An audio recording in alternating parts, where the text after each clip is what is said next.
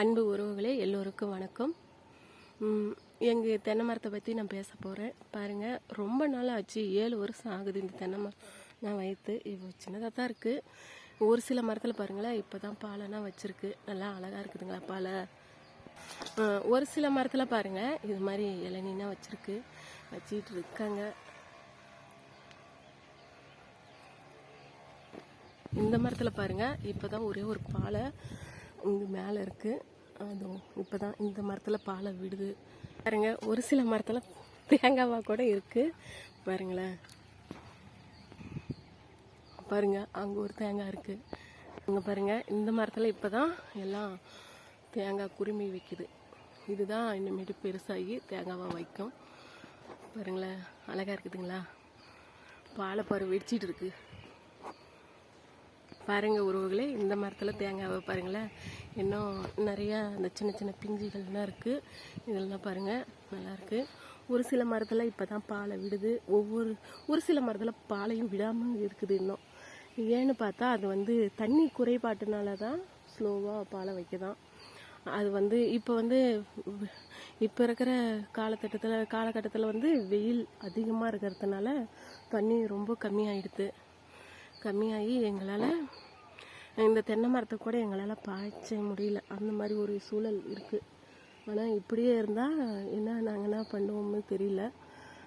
ரொம்ப பாருங்களேன், இவங்கன்னா சின்னவங்களாகவே இருக்கிறாங்க. இவங்க என்ன பாலை கூட விடலை பாருங்கள்.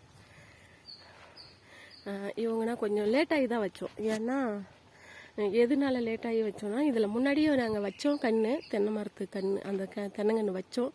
ஆனால் அது வெயில் தாங்க முடியாத காஞ்சி விட்டது.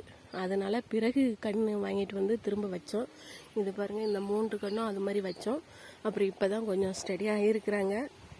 இது என்னன்னு பார்த்தீங்களா, இதுலேயே மாட்டுக்கு தீவனத்தட்டு ஊண்டியிருக்கிறோம். எப்படி தென்னை மரத்துக்கு தண்ணி பாய்க்கும் போது இதுலேயும் பாய்ச்சிக்கிட்டே வந்தால் எப்படி மாட்டுக்கு தீவனத்தட்டு சரி ஆகிடும், நம்ம அறுத்து போடலாம் அப்படின்னு நினச்சிட்டு ஒரு ஆசையில் தான் ஊண்டி வச்சோம். ஆனால் இப்போ இருக்கிற இதுக்கு தென்னை மரத்துக்கே தண்ணி பாய்க்கிறது ரொம்ப ரொம்ப கஷ்டமாக இருக்குது.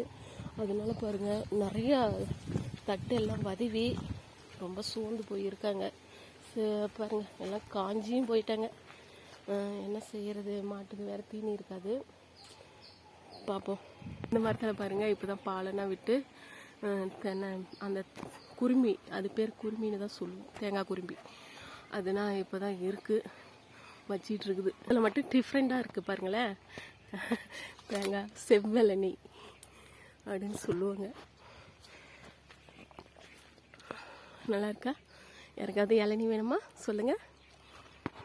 தென்னை மரத்துக்கே தண்ணி பாய்க்கிறது ரொம்ப கஷ்டம் அப்படின்றதுனால இவங்களுக்குன்னா தண்ணி பாய்க்கல. தீவனத்தட்டு நாங்கள் இது எங்கள் கிராமத்து சைடு தீவனத்தட்டுன்னு தான் சொல்லுவோம். சிலர் தீவன புல்லுன்னு சொல்லுவாங்க. எங்களுக்கு அது மாதிரி நாங்கள் சொல்ல மாட்டோம், தீவனத்தட்டுன்னு தான் சொல்லுவோம். பாருங்கள், ரொம்ப வதவி போய் இந்த வெயில் தாங்க முடியாத எல்லாம் வதவி தண்ணி விட்டால் நல்லா வந்துடுவாங்க. ஆனால் தண்ணி தான் இல்லைங்களே. தண்ணி எங்களுக்கு இந்த தென்னை மரத்துக்கு பாய்க்கிறதுக்கு பாருங்கள், இந்த தென்னை மரம் இதெல்லாம் பாய்ச்சி அப்புறமேட்டுக்கு பாக்கு கன்று கொஞ்சம் இருக்குது, அது தண்ணி பாய்ச்சி எங்கள் குடும்ப செலவுக்கு இதுக்கு தான் சரியாக இருக்குது. தண்ணி ரொம்ப கஷ்டமாக இருக்குது வெயில் காரணமாக. மழை வந்தால் பரவாயில்ல, ஆனால் இப்படியே காஞ்சதுன்னா தண்ணி ரொம்ப கம்மியாயிடும். பார்ப்போம். எல்லோருக்கும் நன்றி, பாய்.